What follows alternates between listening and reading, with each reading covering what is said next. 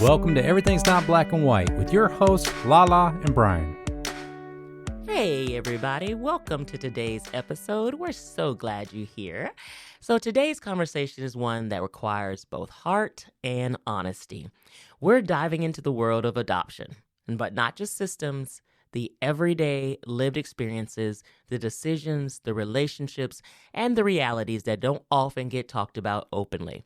We are joined by Donna Pope, an adoption advocate and executive director of Heart to Heart Adoptions, and someone who has spent nearly 3 decades walking alongside birth mothers, adoptive families, and children.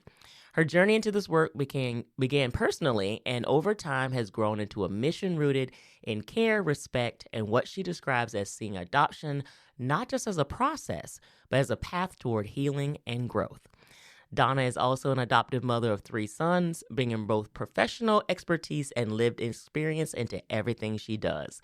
So, Donna, we are so grateful you're with us today. Thank you for coming. Welcome, Donna. Well, thank you very much for having me. I thank you very much. I look forward to this conversation. Yes, we do as well. So, I want to just kind of ground the audience a little bit. Like, can you take us back to that moment when your life shifted into adoption work? What did you see or feel that made you say something has got to change? No, for sure. And I want to start because in your introduction you said that she's an expert on adoption, and I did not want you to say and on parenting because because I am an adoptive mom, but I am not an expert on parenting. Girl, listen, I don't think any of us are. We're all figuring it out. Listen. We're all figuring it out. And so in answer to your question, there's really 2 major points. There's the point, well, okay, the one was more gradual. So I started helping my sister Vian. She was looking to adopt because she wasn't able to carry children. And so she adopted 3 kids and then she wanted to adopt a 4th. And so she was looking around at the different agencies. And so I got to know the different agencies.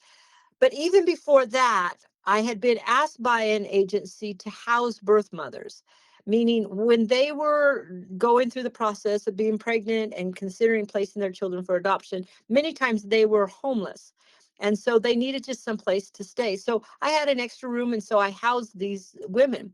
And I did that for a number of years and got to know them really well. And so there was a point where I really felt strongly that these women kind of needed to be treated a little differently. That the respect that sometimes we all expect wasn't always being shown to them, especially someone who was, doing what they were doing, which was giving birth, being pregnant with this child, and then with plans to give birth to this child, and then place this child with another family. So the joy that parents have when they go through all of the pain of the pregnancy, the pain of the delivery, and then they finally get a hold and cuddle this little baby in their arms and feel that joy, they were going to lose that. Yeah, it's intense. And they were thinking this and they were going through this and that loss, it's huge. And so coming to understand and respect the women for their willingness to do that and some of their reasoning and why they came to those decisions, and then being able to help them move through that. So that was one point at which I really started to feel adoption. The other point is when I saw how it was affecting adoptive families from all kinds of points of view, from a financial point of view, from a relationship point of view. And then that became important to me. Yeah. But neither of those points of learning even compared to what it felt like when I became a mom. Yeah. When I became the mom of adopted children. And now everything in life is different. And so that I've been doing for 26 years. I have 3 boys and I love them with all my heart. And I feel that they are my greatest joy. And obviously for all parents know also the greatest challenge. So that's kind of a little of my story.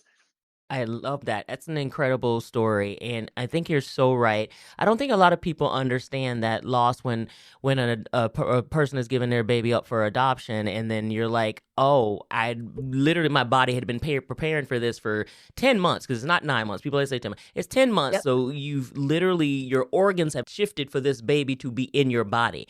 And then to give it up, that's literally like losing a piece of yourself, literally and figuratively. So there is a lot of grief and different processing that people have to go through. Even if the decision was fully, in full consent to give up the baby, it's still a lot. So I appreciate that you brought that up and brought that out.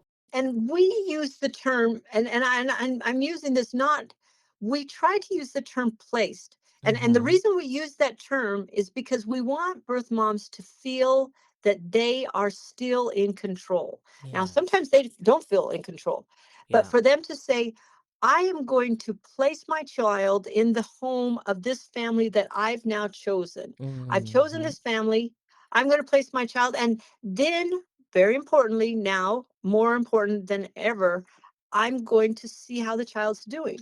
I'm going to have an Mhm. ongoing relationship with this family. And it doesn't have to be living in their home. It doesn't even have to be visits. But Yeah. at least for me to be able to watch, at least from a distance, how my child's doing, so that they feel that they haven't lost as deeply as they otherwise would have. I Yeah. think that's an important part. Yeah, no, I love that, and I love that you said choice. They chose this family. They have Mm. so much love for this baby that they wanted to put them in the right place that would be able to take them to their next journey of life. So I love that so much Sure. that you said that. So thinking about, I want to ask you a little bit more about your boys. So of 26 years, so tell me, did you adopt all three of them at the same time, or what was some of their No, timeline no, of no, how no. you adopted your boys? I'm a single mom. Hmm. And do I recommend it? No, I don't. I Girl, I recommend know. anybody Listen, should I was adopt. there. No, it's insane. My boys and I have a good relationship, and we have our struggles. But there was a point in which I was housing these birth moms, and one came and was staying in my one of my condos. She was really struggling with drugs, Hmm. and we were having a real hard time finding a family for her. And she came out one morning and she said, Donna, why don't you adopt him? I said, me, that would be insanity. And because I'm kind of a little crazy. But the more I thought about it, the more I realized, okay. And so I did. And so I adopted my oldest son. He's now 20, going on 27, getting up there. Oh, yeah. And I just love him so much. We have struggled. There Hmm. have been the natural struggles that all parents have, and then there have been some additional parent struggles that come with adoption. Hmm. Then 2.5 years later, I adopted my second son. Again, a similar type situation. And then 2.5 years after that, I knew of this little boy that was being born by the mother of my second son. So my second son had another little boy. And when he was 2 years old, she contacted me and said, are you open to raising this little boy? And so she brought him to me when he was 2. Then he's been with me ever since. And it's my greatest joy and my greatest Hmm. challenge, as Yeah. every parent can tell you. Yeah.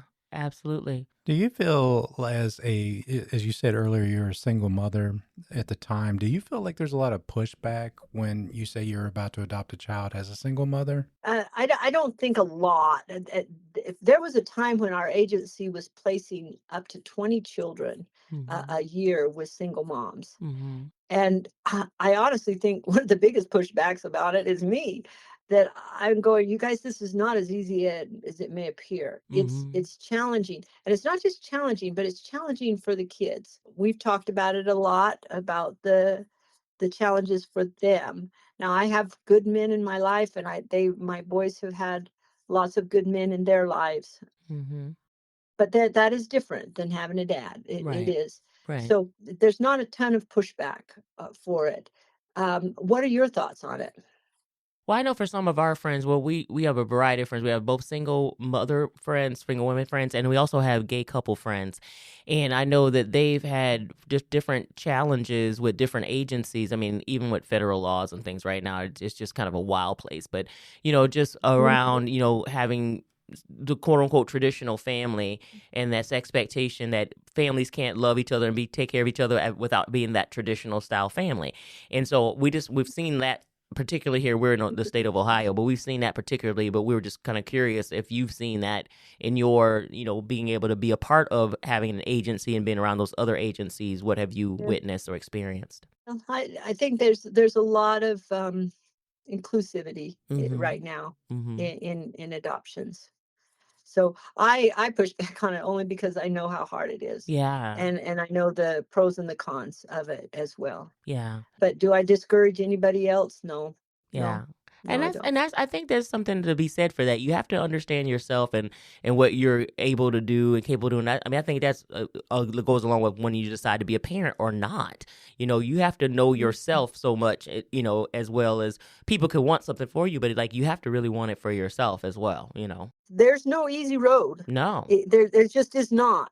There's just no easy road, and I don't want in any way discourage people from adopting at all. I am so thrilled that it's been my life. A man asked me one time. He said, "Should I do this?" He was struggling, and the situation that he was facing to decide was it was that first of all it was a transracial adoption, so he had ethnic issues that were there. There was some drugs involvement there, and there was some potential mental health challenges, and so you could look at this situation, you could go, "Whew, this was going to be kind of tough." Mhm. You're facing a lot of years of challenges. And he asked me, he said, "Should I do this?"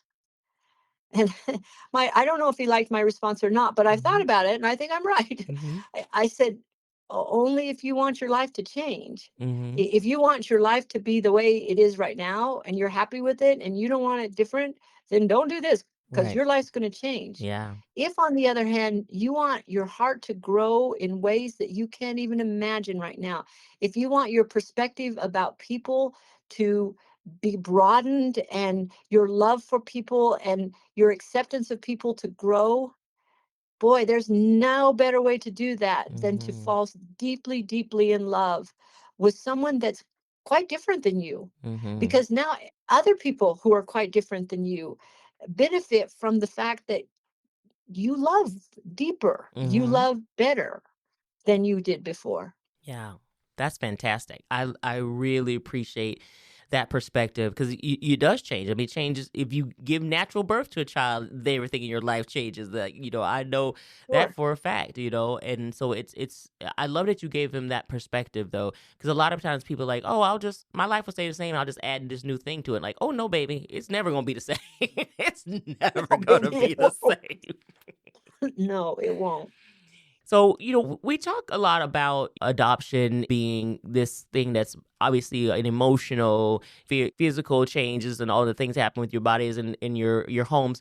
But there's a lot more to adoption. There's the legal aspect of it, there's the medical aspect of it as well. So, what do you see working in the system well right now? And what do you think still needs to be improved when it comes to adoption? There are lots of opinions out there in the world of adoption. And let me just take a couple. One of the ones that I struggle with a lot is how much should these women receive support?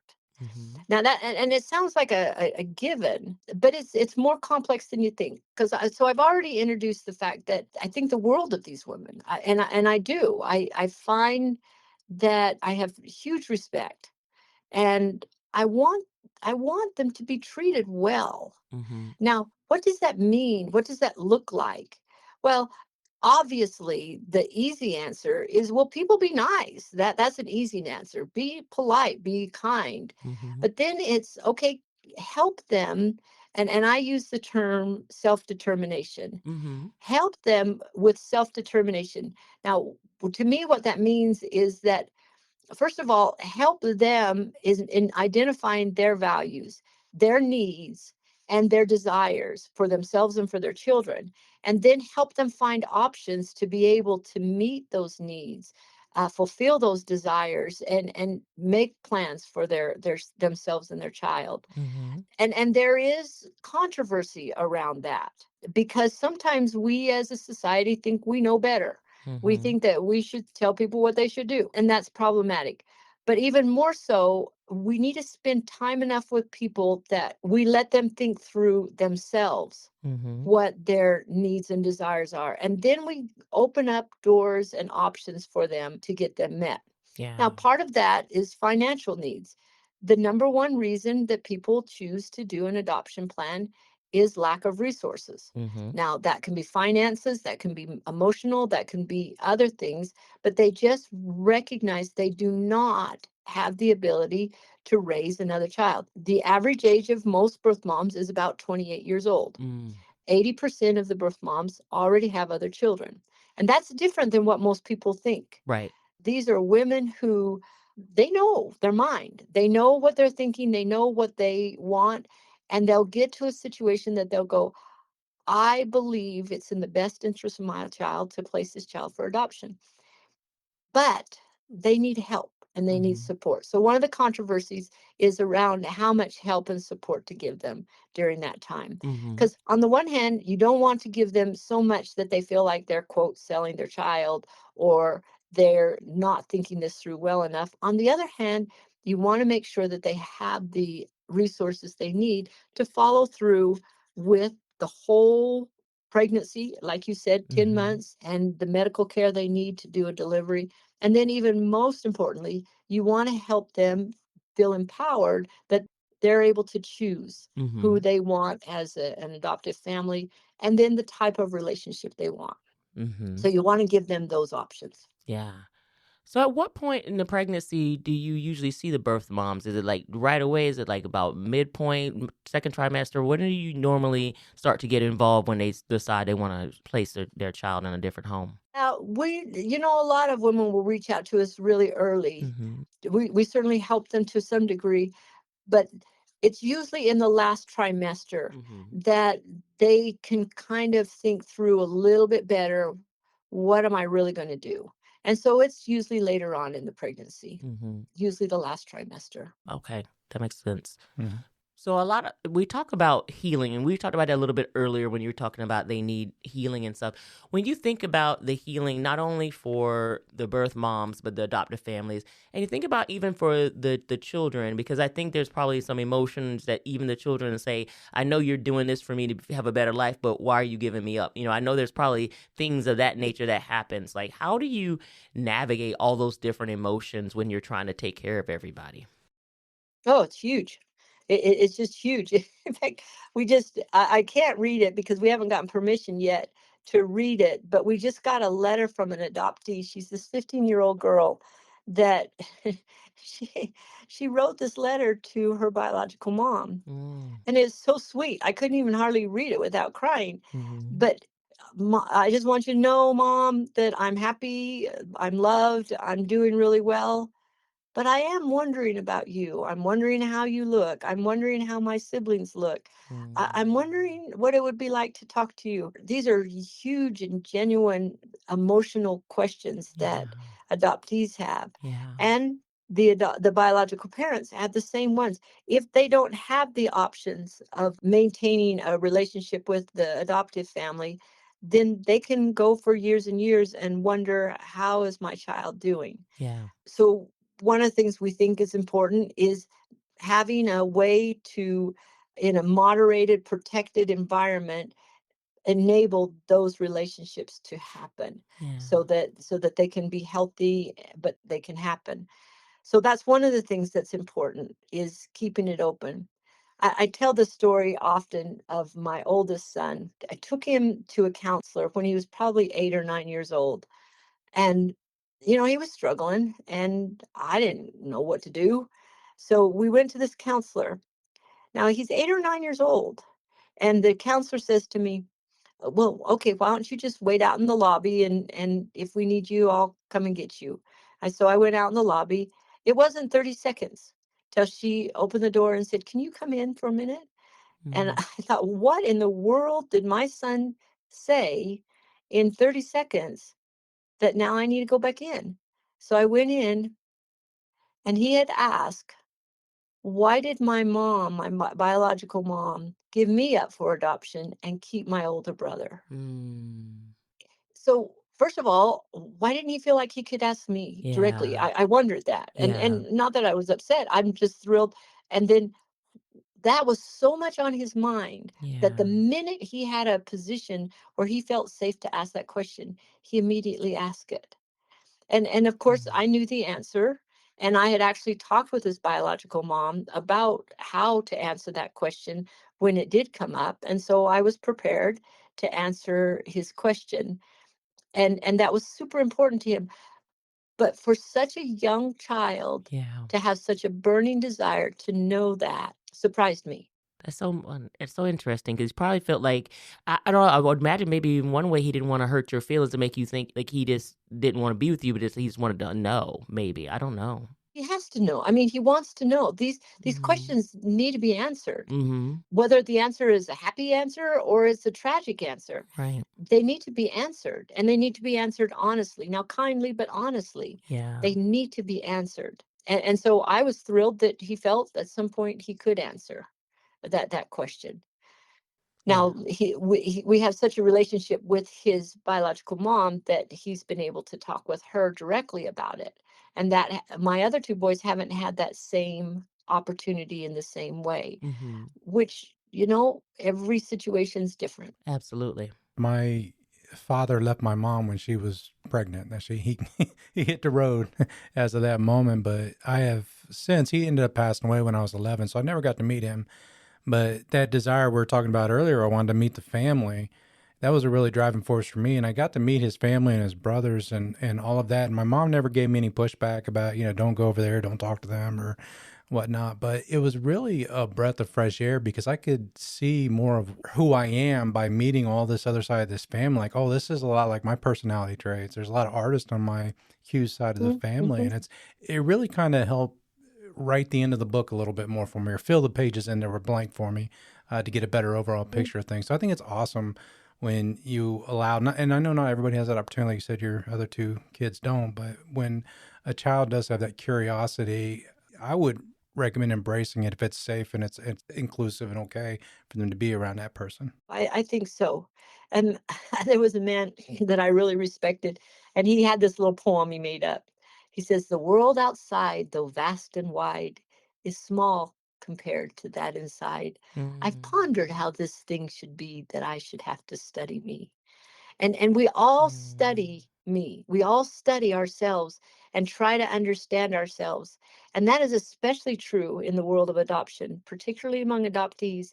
They have to understand. But it's also the case for birth parents, it's also the case Yeah. for birth fathers, and Yep. it's also the case for adoptive families. Yeah. No, I think that's so powerful. We had a friend that, he ran an organization that helped orphans around the world to find homes, and he himself was a single father. Like he was never married, and he adopted his son as an older man. But he did have some challenges. He did that's why Brian would ask you the question. He did have some challenges being a single father. It was interestingly enough, but that was Mm-hmm. that. But he had a wonderful experience. But he's unfortunately recently passed away himself. But we've seen too a good friend of mine who I went to college with. She ended up adopting her nephew because it's a great nephew because her niece was going to give him up for adoption. She wanted to make sure he stayed in the family, and so she was a single mom and she adopted him. Now he's almost 21 years old. So it's been that journey too, just wanting to make sure that you take care of the kids on both sides. Hmm.